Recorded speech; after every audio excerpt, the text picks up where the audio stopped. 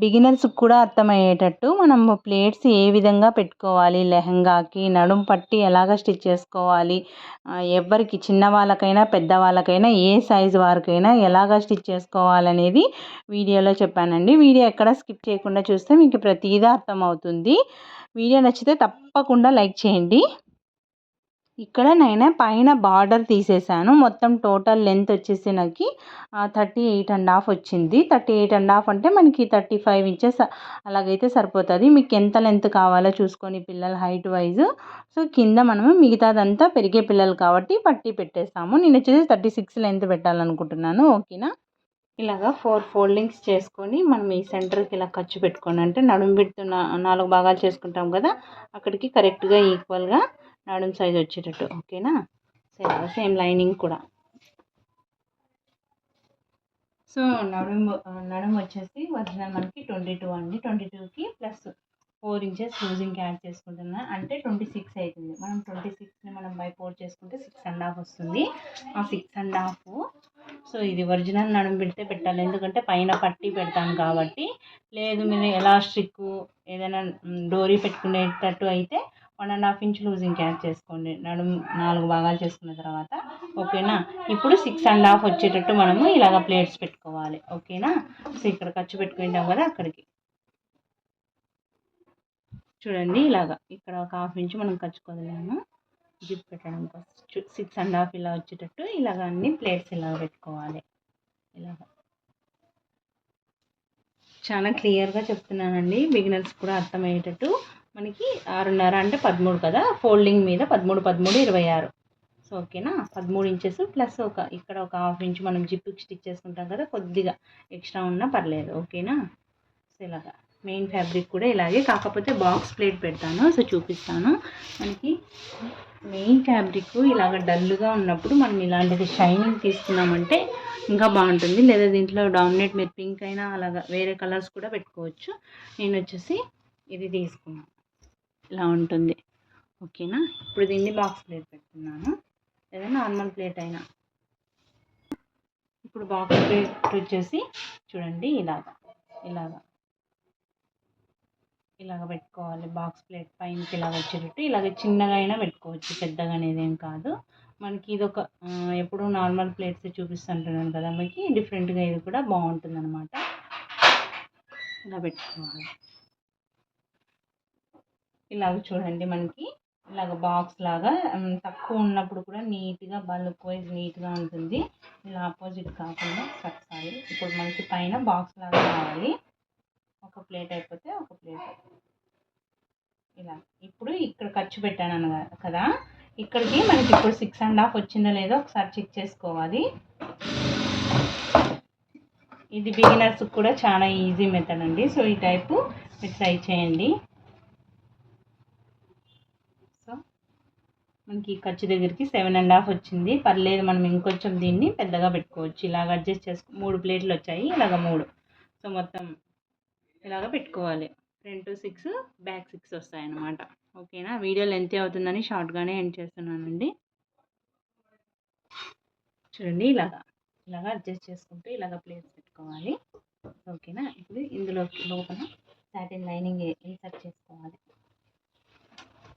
ఇందాక వేసుకున్నాం కదా, సో దాన్ని ఇప్పుడు ఈ బార్డర్ ఉల్టా సీదా చూసుకొని ఇప్పుడు లైనింగ్ దీనికి జాయిన్ చేసుకోవాలి.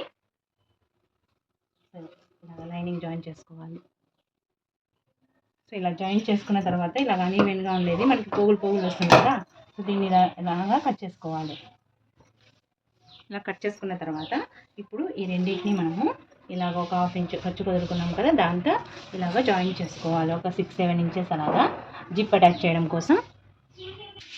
చూడండి ఇక్కడ నుంచి ఒక 7 ఇంచెస్ నేను పెద్ద కుట్టు పెట్టుకొని ఇలా స్టిచ్ చేసుకున్నాను. ఇక్కడి నుంచి ఇక్కడికి ఒక 1-1.5 ఇంచ్ చిన్న కుట్టు స్మాల్ కుట్టు చేసుకొని రఫ్ చేసుకున్నాను అనమాట. ఇక్కడ మీరు ఇప్పుడు ఇన్విజిబుల్ స్టిచ్ చేసుకోవాలి. ఓకేనా. జిప్పు ఇలాగా చూడండి, దీన్ని ఇలా కిందికి ఇలా తీసి ఇప్పుడు ఇన్విజిబుల్ జిప్పు దీన్ని ఇలా రివర్స్ ప్లేస్ చేసుకొని ఇలాగ స్టిచ్ చేసుకోవాలి. మీరు సింగిల్ ఫుట్ అయినా స్టిచ్ చేసుకోవచ్చు, డబల్ ఫుట్ అయినా స్టిచ్ చేసుకోవచ్చు. సింగిల్ ఫుట్ అయితే బెస్ట్. ఇలా స్టిచ్ చేసుకొని ఇక్కడ వరకు రఫ్ చేసుకొని ఇలా స్టిచ్ చేసుకోవాలి. సో చూడండి ఇలాగ నేను నార్మల్ ఫుట్తోనే స్టిచ్ చేసుకున్నాను. చూడండి బయట వైపు ఇలా కనిపిస్తుంది. ఓకేనా. మరి మనకి ఇదేం కనిపించదంతా ప్లెయిన్ ఫ్యాబ్రిక్ ఉన్నప్పుడు ఇన్విజిబుల్ జిప్ పెట్టుకొని స్టిచ్ చేయడానికి ట్రై చేయండి. ఇప్పుడు lining fabric separate, main fabric separate ఇలాగా స్టిచ్ చేసుకోవాలి.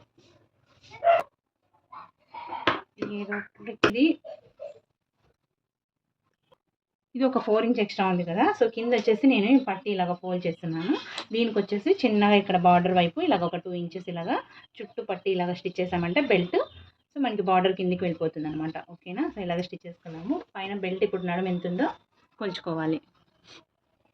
ఇక్కడ ఇందాక మనం జిప్ స్టిచ్ చేసాం కదా, ఇది పెద్ద కుట్టు పెట్టుకున్నాం కాబట్టి దీన్ని ఇలాగా సీమ్ రిప్పర్తో ఇలాగా తీసేయండి. ఓకేనా, ఇలాగా స్టిచ్ ఇలా అన్నామంటే మనకి ఓపెన్ అవుతుంది.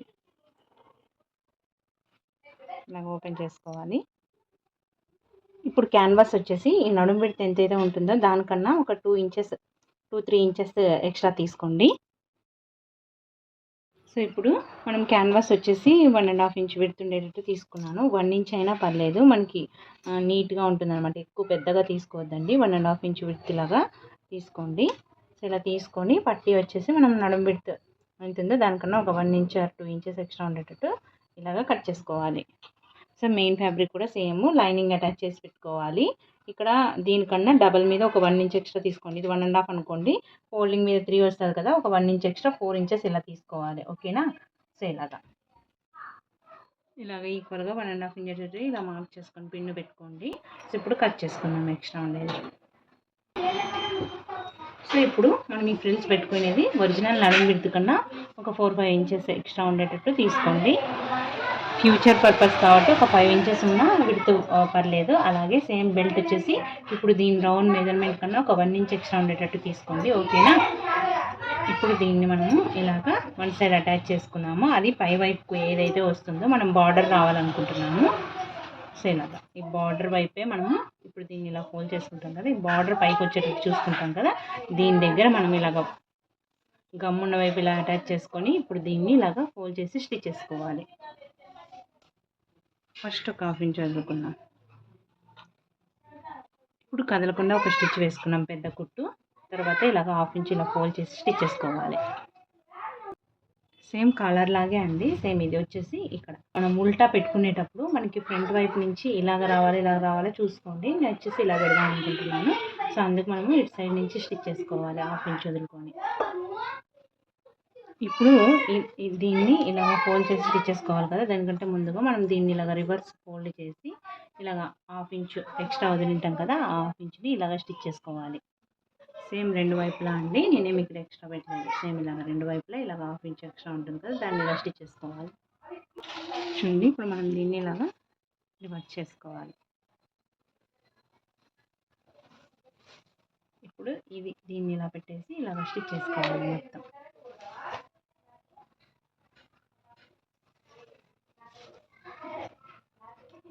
మనకి ఇది ఆర్గాన్లో కదా, కొద్దిగా లెగిసినట్లుంది, లేదంటే మనకి కాటన్ అయితే బాగా అనుగుతుంది అనమాట. ఓకేనా, ఇలాగ దీని మీద ఒక స్టిచ్ వేసుకోవాలి. తర్వాత ఇక్కడ ఎడ్జెస్ కూడా ఒక స్టిచ్ వేసుకోవాలి. తర్వాత ఇలాగ కాజా పట్టీకి తీసుకున్నట్టు ఇలాగ వెడల్పు ఇలా తీసుకొని ఇలాగ స్టెప్స్ వైజ్ ఇలా పెట్టేసుకోవాలి. నాకు లేట్ అయిపోయింది, తొందరగా స్టిచ్ చేశాను అనమాట. సో ఇక్కడ మనకి ఎక్కడి వరకు కావాలో అక్కడ ఇలాగా హుక్స్ పెట్టుకున్నాను. మనం మామూలు హుక్స్ అయినా పెట్టుకోవచ్చు. ఓకేనా, సో ఐ హోప్ ఈ వీడియో మీ అందరికీ నచ్చిందని అనుకుంటున్నాను. నచ్చితే తప్పకుండా లైక్ చేయండి, షేర్ చేయండి, సబ్స్క్రైబ్ చేసుకోండి. Thank you so much for watching.